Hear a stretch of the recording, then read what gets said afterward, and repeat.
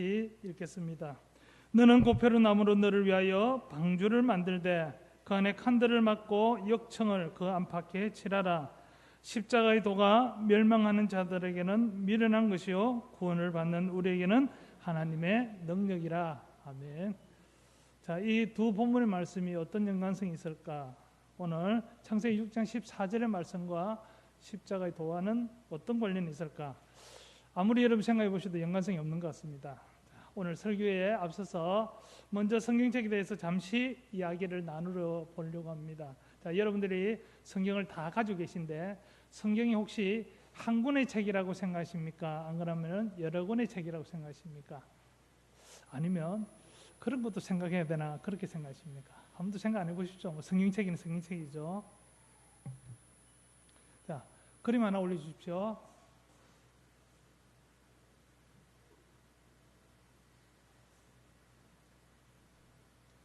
예, 여러분 성경 표지를 잘 보십시오. 표지 보면은 성경책이라고 되어 있습니다. 뭐라고 되어 있습니까? 여러분 성경 제일 앞에 표지 보면은 없는 분도 있습니다. 보통 보면 성경 표지에 성경책이 아니라 성경전서라고 되어 있습니다. 맞습니까?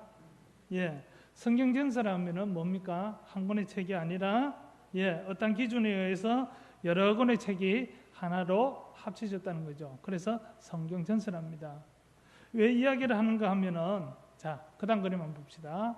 성경은 무려 몇 권의 책입니까? 잘 아시죠? 66권의 책으로 이루어졌습니다. 그렇다면 책은 다 다릅니다. 그런데 이 성경이 한 권으로 되어 있다면 우리가 하나의 주제로, 우리가 아는 것처럼 하나의 주제로 이어지는 거, 그건 당연합니다. 그러나 여러 권의 책이 당연하게 여러 권의 그런 주제가 있을 것입니다. 그럼에도 불구하고 하나의 주제로 연결되어진다면 어떻게 생각하십니까? 그것은 정말 신비롭습니다. 한 번도 생각 안 해보시죠?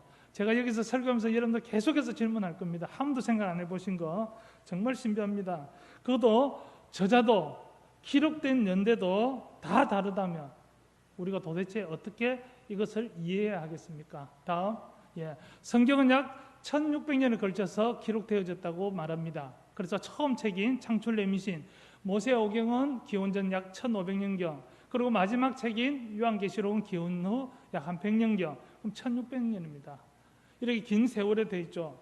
자, 이 책이 어떻게 해서 우리들이 전해졌을까? 그냥 된 것이 아니라 90년 얌리아해에서 구약은 정경으로, 오늘 우리가 같은 책으로 결정됐습니다. 신약은 조금 더 뒤입니다. 397년에 되었습니다. 그래서 여러분들이 관심을 가지고 성경이 어떻게 해서 이렇게 만들어져요? 한 권이 아니라 이런 긴 시간에 걸쳐서 만들어져서 우리 손에 쥐어져서 오늘 우리 읽기까지 이 모든 과정들을 보면은 정말 신비롭죠. 그래서 우리는 한마디로 뭐라고 합니까?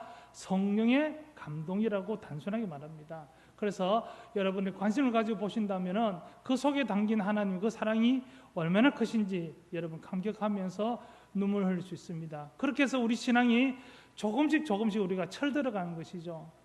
단순하게 얕은 신앙이 아니라 깊은 신앙으로 나갈 것입니다. 그런 단순하게 적을 수가 없습니다. 저도 여기서 설교하기 위해서는 여러분에게 맞게끔 설교를 해야 되는 것이죠. 제가 아무리 잘났다고 해서 여러분들 어려운 것을 퍼붓기 시작하면 아무도 여기서 못 있을 겁니다. 아마 다음부터 제가 설교한다 하면은 알아서 조용히 그냥 집에 가실 거잖아요. 그렇게 해서 여러분들이 가장 이해하기 쉽도록 하는 것이 가장 중요합니다. 그래서 사용하는 문학적 방법의 하나가 언어유희라는 것입니다.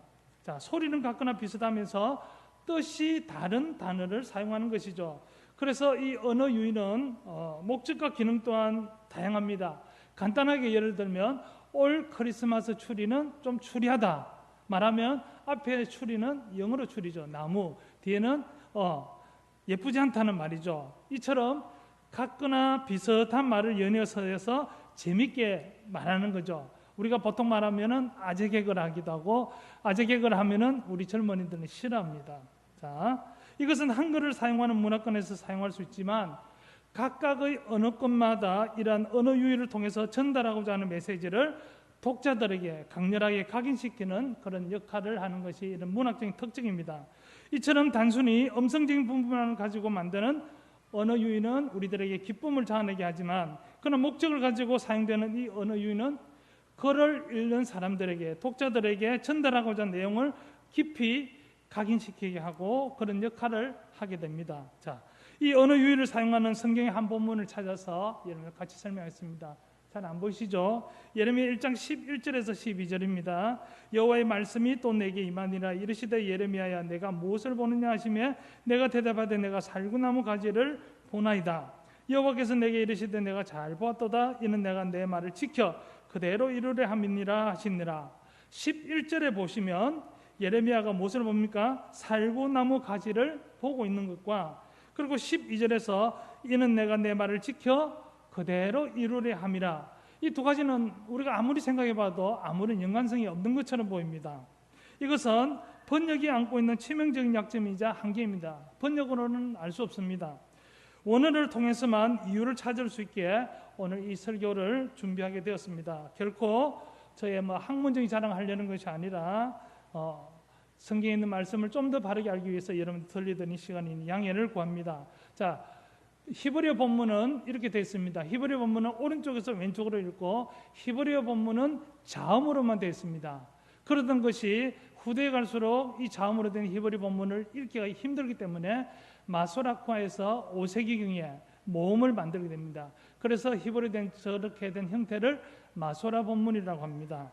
자, 11절에 보시면, 자, 그 다음, 저 단어가 샤케트라는 살구나무 단어입니다. 그리고 옆에 있는 단어가 마켈이라는 가지, 저기 샤케트입니다. 다음, 저 단어가 쇼케트라는 단어입니다.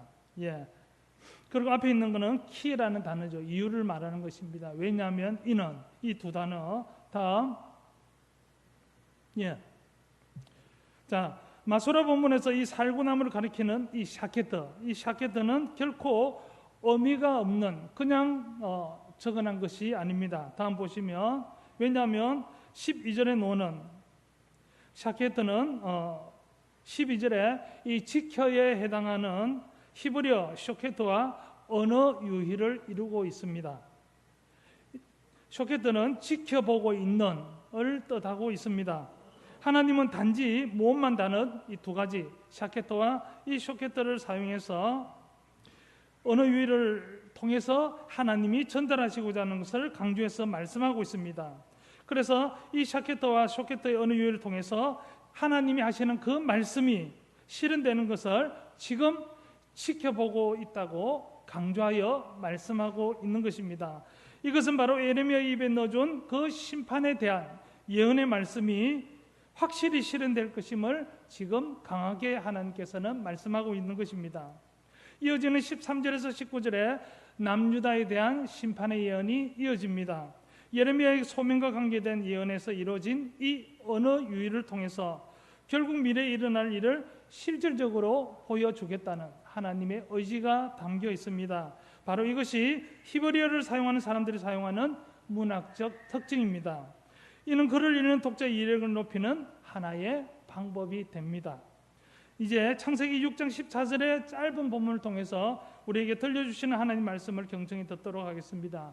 본문에 들어가기 전에 언어 유희에 대해서 설명을 한 것은 바로 본문에 기록된 언어인 히브리어를 통해 하나님 말씀을 바르게 듣기 위함입니다. 오늘 본문이죠. 오늘 개역 개정에는 보면은 너는 고페르 나무로 너를 위하여 방주를 만들 데 있습니다. 이전 성경인 개역에는 너는 잣나무로 너를 위하여 방주를 짓되 했습니다.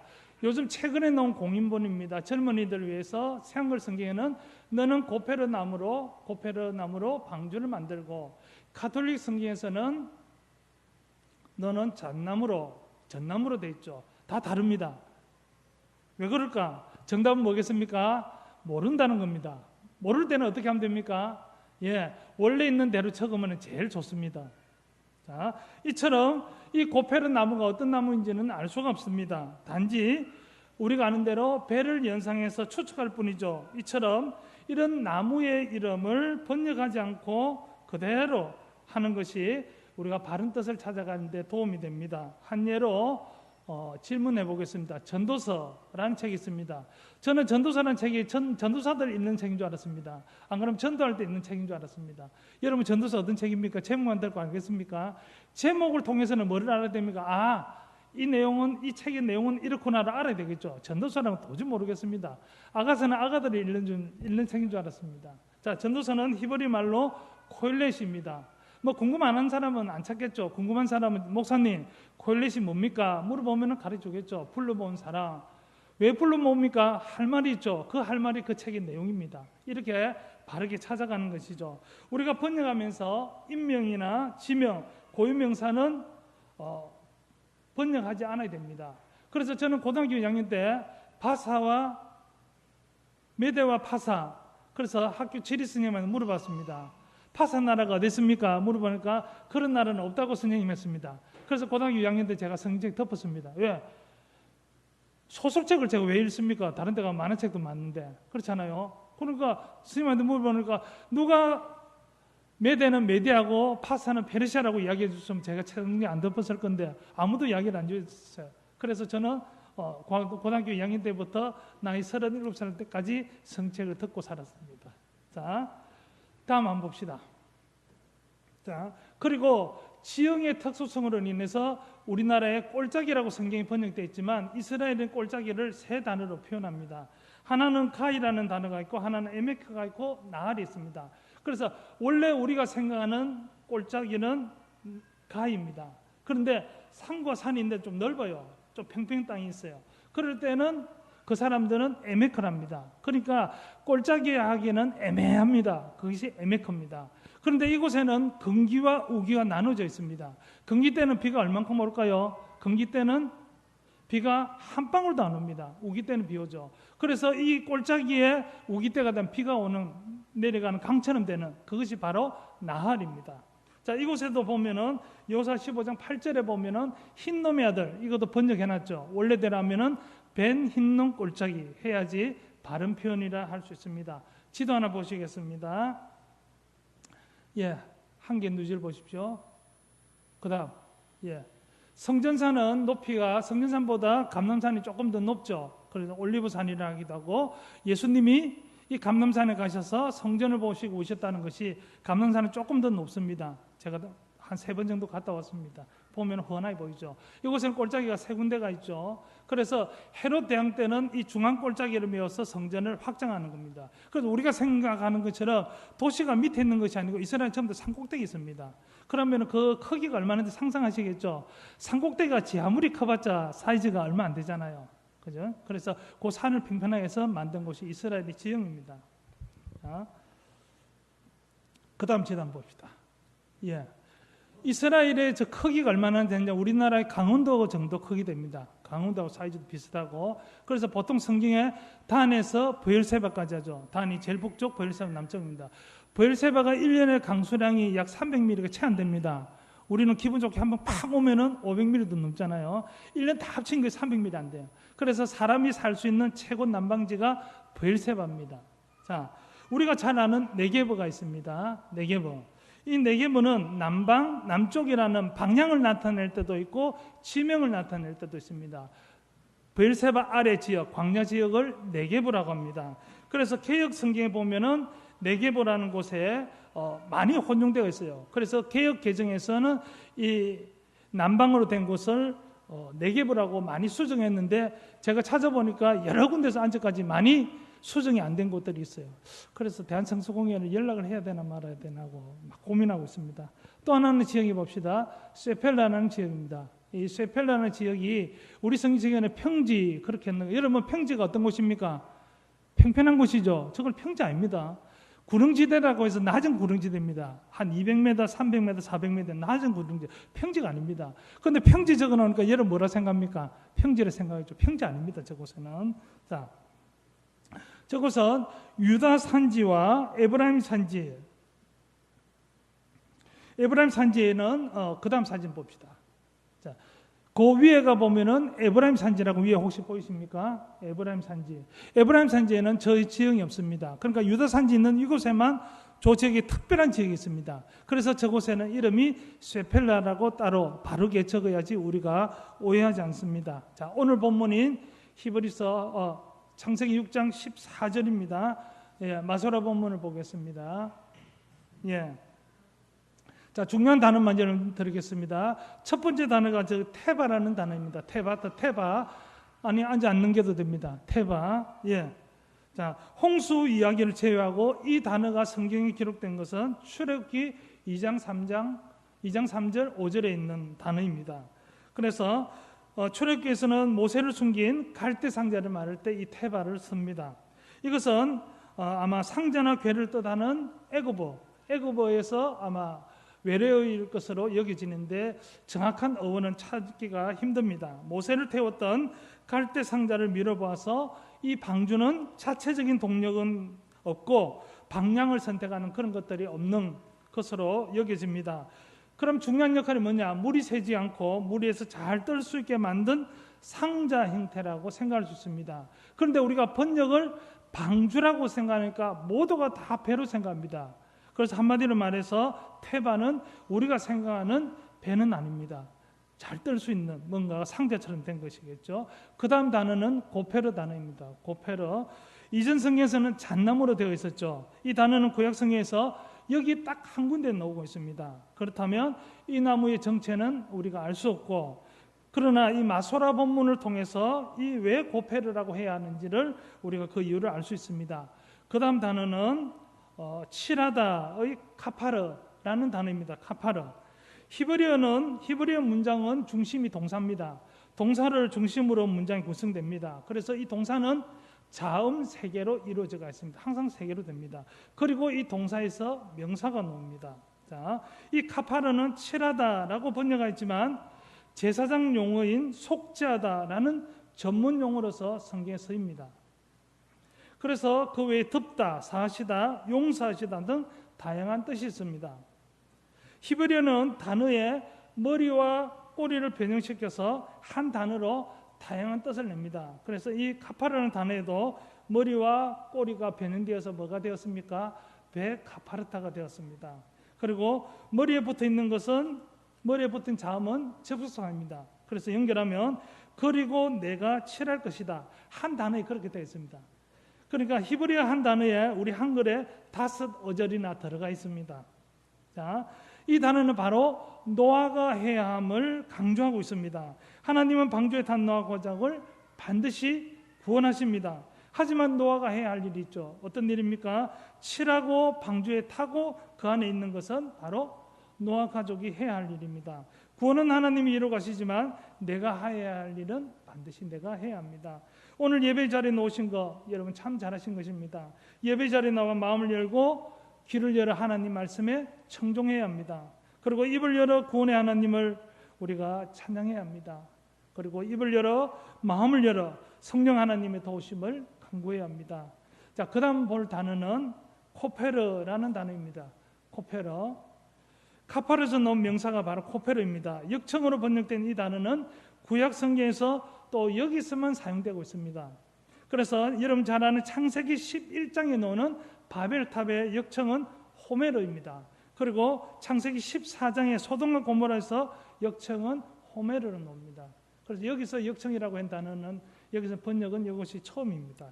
이 코페르는 속전, 속죄금, 배상금, 속죄로 번역됩니다. 그리고 언약궤 덮개인 속죄소는 모음이 다른 카포레타라고 부릅니다. 그리고 아가서 1장 14절에 나오는 고베라가 있습니다. 고베라는 하코페르라 부릅니다. 이 모두 2개의 단어 다 이 코페르와 연관이 된 단어입니다. 이 코페르라는 단어에 머리를 변형시켜서 바코페르가 됐죠. 그래서 머리에 붙어있는 자음은 전치사와 정관사의 역할을 합니다. 자, 뜻은 거역청으로. 어르신 많이 힘드시죠? 그냥 듣기만 들으시면 됩니다. 예, 거부만 안 하시면 됩니다. 예. 자, 우리 글은 이 정관사를 잘 표현하지 않습니다. 그러나 히브리 헬라어는 특정하고 구체적인 대상을 가리킬 때 이 정관사를 사용합니다. 자, 정관사를 사용하면 이렇게 변합니다. 노아가 칠할 역청은 하나님이 지정하신 그 역청입니다. 그렇게 되는 것입니다. 그리고 누가복음 15장에 이른 아들이 돌아와 잔치할 때 사용된 살찐 송아지는 아버지가 아들이 돌아오면 사용하려고 준비한 그 송아지가 됩니다. 다르죠. 많은 것 중에서 그냥 기분 날 때 쑥 끄는 게 아닙니다. 이미 준비된 겁니다. 그것이 정강사의 역할이죠. 다음 봅시다. 이 페카파르타에서 머리와 꼬리에 붙은 것 떼면 이렇습니다. 모양이. 그 다음에 바코펠에서 머리에 붙은 거 떼면 이제 그림으로 보면 두 개가 비슷하죠. 그러면 이 단어의 원래 어근을 찾아가면 자음만 3개 남습니다. 찾아가 보겠습니다. 그 다음 자음은 똑같습니다. 2개. 그래서 이 코페르라는 명사는 카파라는 동사에 넣은 말이므로 본문의 이 어근은 2개 다 동일합니다. 그래서 본문은 칠할 것으로 칠하라, 덮을 것으로 덮으라로 해석할 수 있습니다. 무리한 해석이 아니고 있는 대로 해석입니다. 그런데 히브리어 본문을 읽는 독자는 노아 시대 사람이 아니죠. 하나님께 속죄 제사를 드리는 후대의 이스라엘 백성입니다. 그래서 이러한 본문을 읽으면서 이들은 묘한 감동을 하게 됩니다. 다음, 왜냐하면 그거는 지우시고 너무 빨리 오셨다. 왜냐하면 이 카파르는 속죄하다, 사하다로 번역됩니다. 그리고 코페르는 속전, 속죄로도 번역됩니다. 그래서 이 본문은 속전으로 속죄하라 라고 번역할 수 있습니다. 그래서 마치 이 본문은 죄의 물결이 넘실대는 이 세상 속에서 우리의 속죄 제물 되시는 그리스도의 보혈을 칠해져야 함을 말하는 듯 우리들에게 말해주고 있습니다. 그리고 죄의 세력이 감히 침범할 수 없는 예수 안에 거하게 될 때 바로 거하게 하는 것은 우리가 해야 할 일이죠. 우리는 영적 생명을 안전하게 보호받을 수 있음을 보여주는 듯합니다. 이것은 하나님이 하십니다. 여기서 우리 한 가지 생각해 봐야 될 것이 있습니다. 나의 신앙이 점점 깊어져갈 어느 순간에 내 인생 여정, 내가 선택한 길이지만 그러나 하나님이 인도하셨음을 고백하는 순간이 우리에게 다 찾아옵니다. 여러분 모두에게 그 시간이 다 있었습니다. 그때 우리는 우리의 자랑을 내려놓게 되고 믿음의 선진들처럼 임마누엘 하나님을 경배하며 찬양하게 될 것입니다. 남들은 나의 공로를 부러워하지만 나는 아무 자랑할 것이 없고 오직 하나님의 은혜였다 간증하게 됩니다. 누가복음 19장에 나오는 삭개오의 이야기가 좋은 예입니다. 누가복음 15장에 보면 일흔과 차점을 비유해서 70양 70드라크마는 주인이 직접 찾아 나서서 찾게 되죠. 그리고 70아들에서는 70아들이 찾아옵니다. 그리고 19장의 삭개오 이야기에서는 70과 차점의 비유의 결론이라 할 수 있습니다. 삭개오 이야기는 예수님을 간절히 보기 원하는 그 삭개오의 열정과 삭개오를 찾아와 부르시며 거하시겠다 말씀하시는 예수님의 그 사랑이 동시에 나타나고 있습니다. 그리고 삭개오의 진심 어린 자발적 회개가 일어나고 있죠. 이처럼 내가 선택하고 내가 행한 일이 맞지만 그 모든 것이 하나님의 은혜였음을 고백하게 됩니다.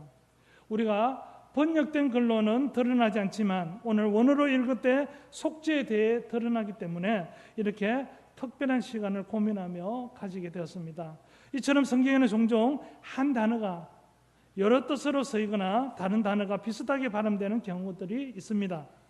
오늘 창세기 6장 14절에서 확인할 수 있죠. 방주의 재료로 쓰인 고페르 나무는 히브리어로 고페르입니다. 그리고 역청은 코페르, 그리고 칠하다는 카파르입니다. 이 발음만 사용해서 문장을 작성해 보면 이렇습니다. 올려주십시오. 같이 읽어볼까요? 시작. 고페르 나무로 방주를 만들고 코페르로 안팎을 카파르라가 됩니다. 어느 유해와도 같은 이 문장은 이 카파르라는 단어의 의미를 강조하고 있음을 우리가 보게 됩니다. 방주는 하나님의 심판으로부터 많은 생명을 구하게 될 것입니다. 그러나 오직 그 생명이 그 방주 안에 있을 때만 가능하죠. 이것은 내가 해야 합니다. 마치 애굽의 재앙이 내린 날 문설주에 어린 양의 피를 바르고 그 집 안에 있을 때 재앙이 넘어가 구원받은 것처럼 말이죠. 이제 노아의 방주는 그 당시에 심판으로부터 피할 수 있는 유일한 구원의 방법이었습니다. 그리고 예수 그리스도는 하나님께서 정하신 유일한 구원의 길입니다. 이 진리의 이야기를 오늘 창세기 6장 14절에서 우리에게 계시하고 있습니다. 이 계시로는 번역본을 읽는 자는 알 수 없지만 마소라 본문을 읽는 자는 알 수 있습니다. 성경은 다음과 같이 말합니다. 요한복음 11장 25절 예수께서 이르시되 나는 부활이요 생명이니 나를 믿는 자는 죽어도 살겠고, 요한복음 14장 6절 예수께서 이르시되 내가 곧 길이요 진리요 생명이니 나로 말미암지 않고는 아버지께로 올 자가 없느니라. 나는 부활이다. 나는 길이다, 나는 진리다, 나는 생명이다 말씀하십니다. 예수님 자신이 생명이십니다. 그분에게는 조금의 죽음도 없으며 조금의 어둠도 그늘도 없습니다. 완벽한 의와 완벽한 빛 가운데 비치어 완벽한 생명 자체이신 분이 바로 예수님이십니다. 그런데 생명이신 예수님이 십자가에 죽으셨다는 것입니다. 베드로는 사도행전 3장 15절에서 말합니다. 생명의 주를 죽였도다. 바울은 빌립보서 2장 8절에서 말합니다. 사람의 모양으로 나타나사 자기를 낮추시고 죽기까지 복종하셨으니 십자가에 죽으심이라. 예수님이 십자가에 죽으셨습니다. 우리에게 생명이신 그분이 우리에게 생명을 주시는 방법입니다. 그 방법이 바로 십자가의 도입니다. 고린도전서 1장 18절 함께 읽겠습니다. 시작.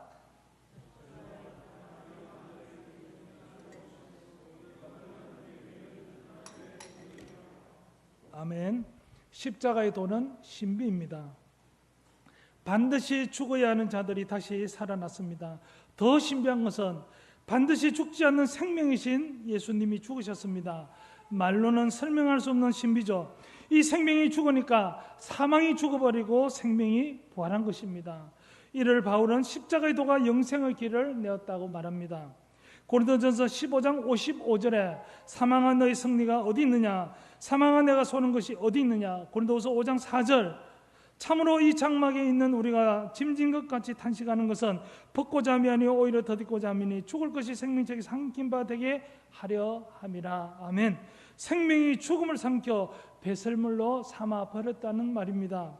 요한복음 3장 16절 하나님이 세상을 이처럼 사랑하사 독생자를 주셨으니 이는 그를 믿는 자마다 멸망하지 않고 영생을 얻게 하려 하심이라. 아멘. 이 십자가의 도를 내신 분이 바로 말씀이신 예수님이십니다. 이 예수님을 믿으라니 힘겨나서는 철학자부터 이단까지 온 세상 사람들이 들고 일어납니다. 그러면 증거를 제시해 보라는 것이죠. 옛 사람이나 현대 사람이나 똑같습니다. 정말 영생의 문제를 해결하는 신이 있다면 그 증거를 보여줘봐. 그러면 믿겠다라고 합니다.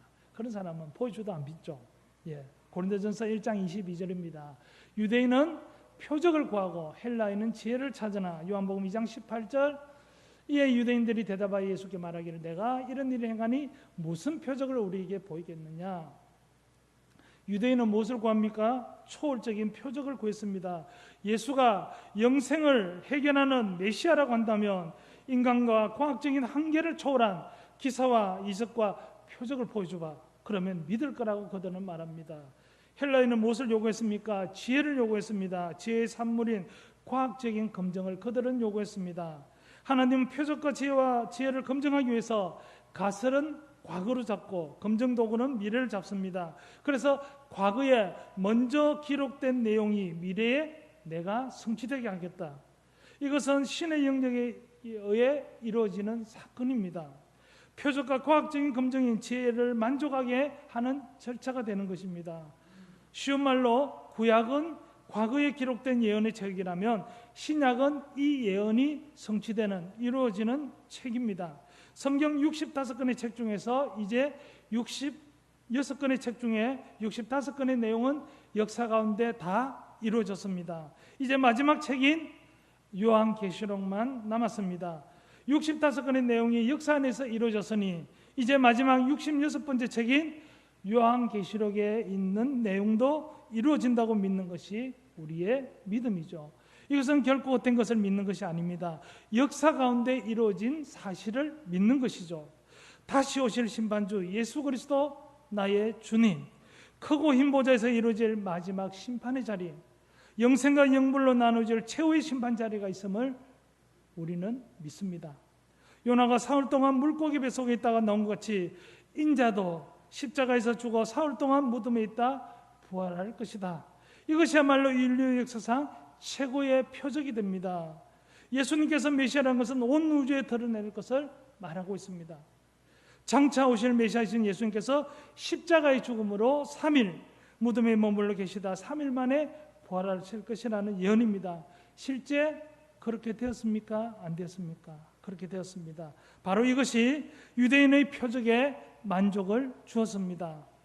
헬라인은 과학적 증명이 무엇입니까? 그것은 바로 예수님이 태어나기 전, 오래전 예언자를 통해 이 사실을 미리 기록한 것입니다. 그것을 우리는 계시라고 합니다. 그것은 약속대로 태어난 예수님의 죽음과 부활의 사건은 바로 과학적 증명이 됩니다. 구약 성경에는 예수님에 대한 예언이 여러 곳에 기록되어 있습니다. 창세기 3장 15절에 시작하여 여자의 후손으로 다윗의 후손으로 구체하여 계시되고 있음을 구약 성경을 통해 우리는 확인할 수 있습니다. 신약은 이 구약의 예언이 성취됨을 구체적으로 우리들에게 증명하고 있습니다. 그래서 우리가 구약을 바르게 알지 못하면 신약은 이해하기 어렵습니다. 특별히 요한계시록은 마지막 날 이루어질 그 예언의 말씀이 마치 흩어진 퍼즐 조각이 하나의 그림으로 맞춰지는 것처럼 그날 이루어질 일들을 하나님께서 종합적으로 요한에게 보여주고 들려주고 있습니다.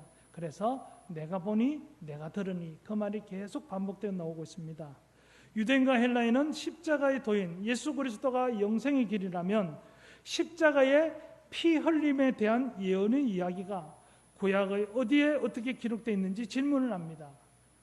사도 요한은 이 해답에 답하기 위해 요한복음을 기록합니다. 그리고 표적이라는 검증을 통하여 증명합니다. 바로 이것이 요한복음입니다. 요한복음은 속량과 속죄의 문제를 해결하기 위해 오시는 예수님의 이야기가 1장 말씀이 육신이 되어부터 선포됩니다. 이 속량과 속죄의 첫 표적이 되는 이야기가 방주 이야기, 바로 코페르입니다. 다음, 십자가의 도는 속량과 속죄의 구속 원리입니다. 다음, 같이 읽어보겠습니다. 고페르 나무에 코페르가 친해진 나무는 코페르 나무가 됩니다. 이 코페르는 바로 예수님께서 십자가를 흘리실 피의 표적입니다. 예수님의 피는 두 가지 문제를 해결합니다. 하나는 속량이고 하나는 속죄입니다. 히브리어로 코페르는 속전, 속죄금, 배상금, 속죄 등 다양한 뜻이 있습니다. 이 단어를 압축하면 죄를 덮어주는 것, 그리고 몸값의 의미인 속량과 속죄로 쓰입니다. 그래서 노아의 방주에 사용된 이 코페르는 속량과 속죄를 담당하실 그리스도의 향기를 말하고 있습니다. 다음, 구약에 지불한다는 의미는 크게 두 가지로 나타나고 있습니다. 첫째, 적이나 죄의 속박가 있는 포로 또는 노예를 속전을 주고 되사서 자유인으로 풀어주는 것. 그 다음에 둘째, 하나님께서 스스로 대가를 치르고 이스라엘을 자기 것으로 찾으실 것을 예언하는 그 말씀입니다. 출애굽기 21장 20절에 만일 그에게 속죄금을 부과하면 무릇 그 명령한 것을 생명의 대가로 낼 것이요 속량과 속죄는 생명의 대가로 지불되는 것을 말합니다.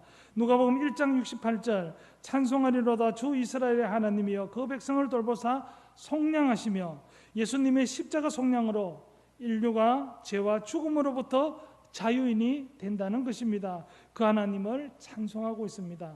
우리는 속량과 속죄로 구분 없이 사용하지만 내용은 확연히 구분됩니다. 이 시간 속량과 속죄의 정확한 뜻을 알아가는 시간이 되기를 바랍니다. 성령 하나님 우리를 가르쳐 주시고 이 시간 우리들에게 깨닫는 영을 부어주소서. 먼저 속량입니다. 속량. 이 속량을 사회보장제도로 법제화한 것이 바로 고혈제도입니다. 고혈제도는 들어보셨죠? 자, 가난은 국가도 막을 수 없다고 합니다. 하나님이 제정해 주신 사회적 약자를 위한 구체적인 사회 안전망은 현대사회도 따라가지 못할 정도의 수준임을 신명기를 통해서 우리들은 확인할 수 있습니다. 약속의 땅 가나안을 요단강 모압 평지에서 이제 바라보면서 이 출애굽 2세대들이 모세를 통해서 듣게 되는 그 신명기의 율법, 그것은 결코 딱딱한 것이 아닙니다. 이제 여러분들이 이러한 마음으로 신명기를 읽어보시면 달라질 것입니다. 이렇게 읽게 되면은 더 이상 신명기는 수면제가 안 됩니다. 하나님의 크신 사랑에 손에 땀을 쥐며 가슴 뛰며 여러분들이 읽게 될 것입니다. 그래서 성경의 한 권 한 것을 그 내용을 알고 읽으면 훨씬 다릅니다. 자, 이 고혈 제도는 계대 결혼 제도로 구체화됩니다. 그래서 이 계대 혼인은 창세기 38장의 다말과 요한복음 4장 수가성의 예언에서 찾아볼 수 있습니다. 이 두 여인도 우리가 많이 오해하고 있죠. 그래서 그것도 시간이 되면 제가 그 오해를 좀 풀어주려고 합니다. 예. 그런 여인이 아닌데 이상한 여인으로 오해를 받고 있습니다. 자, 이 고일이라는 명사는 동사 가을에서 나왔습니다. 뜻은 속량하다, 구속하다, 친족의 역할을 행하다, 몸값을 치르고 도로 찾다, 이런 뜻이 있습니다. 그래서 명사형으로 사용할 때 고엘이라고 합니다.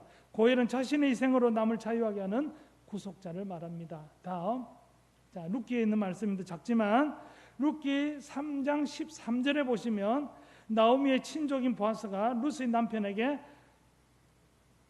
그 속했던 땅을 이 룻을 위해서 되찾아주는 기업물을 행위, 그것이 바로 가알, 즉 속량하다라고 합니다.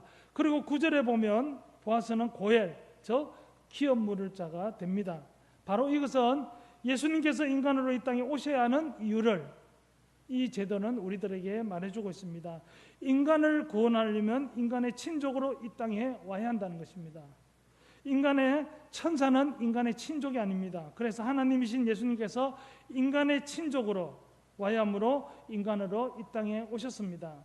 그리고 원죄, 즉 죄가 없어야만 구속행위를 할 수 있기에 동정녀의 몸에서 태어나셔야 했습니다.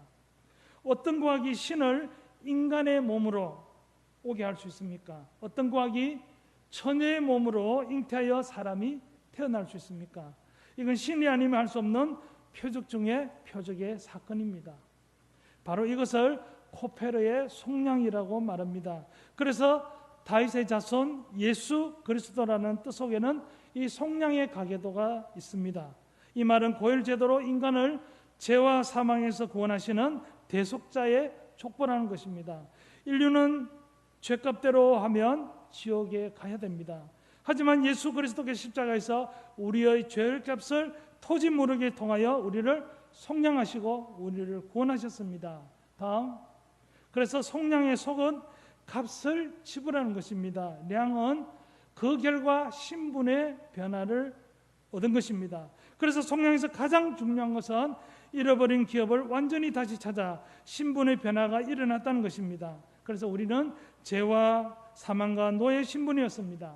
그러나 예수님께서 생명의 토지 모르기를 통해서 의와 영원한 생명의 신분으로 변화시켜 주었다는 것이죠. 그래서 이 속량의 결과는 무엇입니까? 죄와 사망의 노예 신분 속에 살아가고 있는 자기 백성을 의와 생명의 신분으로 완전하게 회복하신다는 것입니다. 이것이 바로 코페르의 속량입니다. 이 속량의 표적으로 오신 분이 예수 그리스도이십니다. 이것이 십자가에서 보여주신 예수님의 표적이며 십자가의 도입니다. 다음은 속죄입니다. 아직 멀었습니다. 미리 보여주시면 안 됩니다. 자, 역청을 그 안팎에 칠하라, 그렇게 본문이 되어 있습니다. 안에서 칠하고 밖에서도 칠하라는 이 이중성은 완전한 하나님의 보호하심과 완전한 사죄의 영원한 표식입니다. 하나님께서 행하실 인류 구원의 대표적인 표적이 됩니다. 방주에서 칠해진 이 코페르는 바로 구원을 완전케 하시는 하나님의 손길인 예수 그리스도의 보혈이 이 속죄의 중심적 역할을 한다는 것입니다. 테바에 칠해진 코페르는 우리를 구원할 십자가 나무에서 피 흘리실 예수 그리스도를 예표하는 표적이 됩니다. 예수 그리스도의 보혈을 칠하고 보호하였다는 것을 예표하고 있습니다. 바로 이것이 속죄의 개념입니다. 이 속죄는 언약궤의 속죄소를 통해서 그 의미를 분명하게 우리에게 들려줍니다. 하나님은 이스라엘 백성과 시내산에서 제사장 나라로 거룩한 백성으로 언약을 맺습니다. 그 내용은 출애굽기 19장에서 24장에 나와 있습니다. 다음, 하나님은 만남의 장소로 성막을 제작하게 하십니다. 다음, 그 중에서 가장 은밀한 장소가 바로 지성소입니다. 대제사장이 1년에 한 번 대속죄일에 모든 백성을 대표하여 들어가는 장소가 지성소입니다. 다음, 그곳에는 언약궤가 있습니다. 다음, 이 궤는 십자가에 쓰인 돌판과 아론의 상난 지팡이, 만나가 든 항아리 세 가지가 있습니다. 그래서 이 궤를 정거궤 또는 법궤라고 부릅니다. 그리고 하나님의 임재를 상징하기에 하나님의 궤라고도 부릅니다. 자, 언약궤는 하나님의 임재를 상징하는 지극히 거룩하고 구별된 지성물입니다. 언약궤 안에 놓인 세 가지 성물은 광야길을 걷는 이스라엘 백성이 주신 하나님의 은혜와 그리고 그들이 지은 죄를 잘 드러내고 있습니다. 그래서 하나님 주신 은혜를 기억해야 합니다. 그리고 우리가 이 은혜를 망각한 죄인이라는 사실을 이 언약궤를 보며 기억해야 합니다. 이 언약궤를 듣고 있는 덮개를 바로 속죄소라 합니다. 그 내용 출애굽기 25장 17절에서 22절에 나와 있습니다. 이 속죄소는 카포레타라고 합니다. 이 카포레타는 코페로와 모음만 다는 형태의 단어입니다. 이 카포레타는 지성소에 있는 언약궤의 덮개를 가리킬 때만 사용되고 있습니다. 다음, 이 단어는 동사 카파르에서 나왔습니다. 카파르는 속죄하다, 용서하다는 뜻을 지닙니다. 이 밖에 카파르라는 단어 속에는 칠하다, 제거하다라는 뜻도 있습니다. 바로 이것은 인간의 죄를 덮어서 보이지 않게 하므로 마치 제거하신 양 간주하여 용서한다는 의미가 있습니다. 바로 이것이 하나님이 우리를 구원하는 방법입니다. 샥 바꾸는 것이 아니죠. 오늘 이 시간부터 우리 죄가 샥 없어지는 것이 아닙니다. 그래서 우리는 뭐라고 표현합니까? 의의 옷을 덧입는다, 그렇게 말합니다. 다음, 따라서 이 속죄소란 인간의 죄를 덮어 용서해 주는 장소를 뜻합니다. 언약궤의 덮개인 속죄소에 어린 양의 피가 부어질 때 율법의 저주와 심판으로부터 구원받고 하나님을 만날 수 있습니다. 이 속죄소는 언약궤의 덮개로 죄를 가리는 역할을 했습니다. 그리고 이 덮개를 열면 안 됩니다. 덮개가 열면 죄가 드러나게 되고 그러면 심판을 받게 됩니다. 언약궤는 속죄소 덮개로 닫아 놓아야 합니다. 언약궤가 하나님의 율법과 심판을 상징한다면 이 속죄소는 율법의 저주와 심판을 가리는 은혜를 상징합니다. 그래서 이 언약궤를 뭐라고 합니까? 다른 말 속죄소를 시언자라 그러죠. 베풀시 은혜, 은혜를 베푸는 자리라고 그렇게 말합니다. 다음, 언약궤가 놓인 이 지성소에는 1년에 한 번 대속죄일에 대제사장만이 들어갈 수 있습니다. 대제사장이 언약궤가 있는 이 지성소에 들어갈 때는 속죄양의 피를 그릇에 담아 가지고 들어갔습니다. 그렇게 가져간 피를 이 속죄소에 부어 율법의 저주와 심판을 가렸습니다. 그리고 나서야 비로소 죽지 않고 하나님을 만날 수 있습니다. 속죄소에 부은 어린 양의 피는 바로 예수님의 보혈을 예표합니다. 다음, 십자가에 달리신 예수 그리스도 피가 우리를 율법의 저주와 심판으로부터 구원하는 것입니다. 로마서 5장 9절에 그러면 이제 우리가 그의 피로 말미암아 어렵다 하심을 받았으니 더욱 그로 말미암아 진노하심에서 구원을 받을 것이니 히브리서 4장 16절 그러므로 우리는 긍휼하심을 받고 때를 따라 돕는 은혜를 얻기 위하여 은혜의 보좌 앞에 담대히 나아갈 것이니라. 그 옛날 대제사장이 어린 양의 피를 가지고 속죄소에 들어갔던 것처럼 오늘날 우리는 예수 그리스도의 보혈을 의지해서 하나님이 계시는 은혜의 보좌에 담대히 나아갈 수 있습니다. 은혜의 보좌 앞에 담대히 나아가는 것은 내가 해야 합니다. 예수 그리스도 보혈의 공로를 믿는 자가 하나님을 만날 수 있는 특권을 얻게 됩니다. 오늘 본문인 창세기 6장 14절 다음 6장 14절은 십자가의 도에 대한 첫 번째 표적이 됩니다. 번역본인 한글로는 드러나지 않지만 구약의 언어인 히브리어를 통해서 알 수 있기에 오늘 용기를 내서 어렵게 저도 너무 어려워서 이렇게 여러분 조금이라도 도움드리려고 여러 가지들을 준비했습니다. 많이 힘드셨죠? 하나님은 죄를 선택한 우리를 되찾기 위해 속량하시고 속죄하셔서 구원자 되심을 우리에게 이렇게 표적으로 말해주고 있습니다. 오늘 본문에서 하나님께서 노아에게 방주를 만들라는 그 말씀 속에는 속량하시고 속죄하시는 하나님의 구원 계획이 들어있음을 오늘 원어를 통해 우리는 알게 되었습니다. 구약 시대를 살아가는 하나님의 백성들은 속량하시고 속죄하시는 그 하나님의 구원 계획을 기대했을 것입니다. 그리고 신약 시대 예수님이 십자가 죽으신가 부활을 목격한 정인들은 본문을 통해서 하나님 백성을 속량하시고 속죄하시는 그 구원의 하나님을 찬양했을 것입니다. 다음, 여러분은 코페르 나무입니까? 코페르가 친해진 코페르 나무입니까? 하나님은 오늘 우리에게 고페르 나무로 방주를 만들고 고페르로 안팎을 갚아라라 말씀하십니다. 여러분에게 속죄의 피가 처해져 예수 그리스도 안에 있을 때 우리는 새 생명을 얻게 되고 구원받게 됩니다. 이것이 바로 바울이 전한 십자가의 도입니다. 그 십자가에 대한 표적을 오늘 본문을 통해 우리에게 말씀하고 계십니다. 하나님은 모든 사람이 구원받기를 원하십니다. 세상은 그로 말미암아 지음받았을 때 세상이 그를 알지 못합니다. 자기 땅에 오매 자기 백성이 영접하지 아니합니다. 그러나 소수의 영접하는 자, 곧 그 이름을 믿는 자들에게는 하나님의 자녀가 되는 권세를, 특권을 주셨습니다. 이는 혈통으로나 육정으로 사람의 뜻으로 나지 아니하고 오직 하나님께로부터 난 자들이라 말씀하십니다. 하나님은 성경을 통하여 자신을 계시하십니다. 그리고 구원의 길을 계시하십니다. 그 길이 바로 십자가의 도입니다. 고린도전서 1장 18절 함께 읽겠습니다. 시작.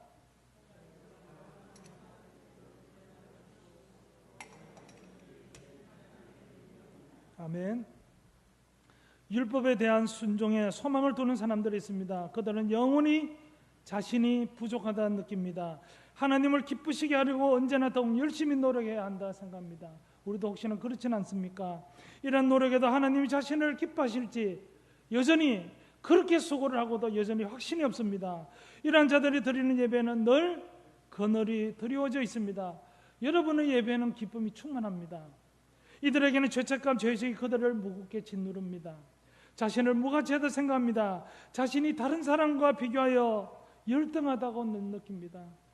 하나님이 우리를 자녀로 받아들이신 것은 우리가 율법을 지켰기 때문이 아니라 그리스도를 믿는 믿음 때문입니다. 그 누구도 율법을 지키는 것으로는 결코 구원을 받을 수 없습니다. 우리가 하나님께 어렵게 된 것이 율법이 요구하는 행위로 말미암은 게 아니라 예수 그리스도를 믿는 믿음 때문입니다. 행위로 구원받는 자는 구원의 자유를 빼앗기고 율법의 노예가 됩니다. 그래서 더 열심히 일하려고 합니다. 우리를 끝없는 규범과 율법주의로 내몹니다. 우리의 구원은 우리의 어떤 행위가 아니라 우리를 예수님의 값으로 속량하시고 예수님의 피로 속죄하신 전적인 하나님의 사랑 때문입니다. 예배는 구원의 하나님을 향한 축제입니다. 그 예배의 자리에는 결코 그늘이 있을 수 없습니다. 그곳에는 기쁨이 충만합니다. 그리고 이들이 살아가는 세상이 바로 평화의 하나님 나라입니다. 하나님이 그 나라를 꿈꾸고 계십니다. 그 하나님 나라를 통해 세상이 복받기를 원하십니다. 그곳에서 함께 샬롬으로 인사하며 살아가라 말씀하고 계십니다. 그것이 속량과 속죄로 우리를 구원하신 하나님 아버지의 마음입니다. 함께 기도합니다. 기도하겠습니다. 하나님 감사합니다. 저희들이 무엇이건대 죄를 포기하지 않으시고 죄를 선택한 우리를 찾기 위하여 예수 그리스도의 값으로 우리를 속량하시고 예수 그리스도께서 흘리신 그 피로 우리를 속죄하셔서 우리를 구원케 하신 하나님 그 크신 사랑 저희들이 조금씩 알아가기를 소망합니다. 그래서 하나님께 무엇인가 더 드리기 위하여 애쓰며 놀아가는 것이 아니라 그 구원의 하나님을 마음을 열고 가슴을 열고 마음껏 찬양하며 하나님을 사랑한다 고백하는 우리 모두가 되기를 원합니다. 그래서 하나님 만나는 그날이 복된 날이 되기를 우리의 삶의 자리 가운데 늘 함께하여 주옵소서. 오늘도 우리의 예배 자리를 부르시고 우리의 삶의 자리를 통하여 영광 받으신 하나님을 찬양합니다. 감사합니다. 예수님의 이름으로 기도합니다.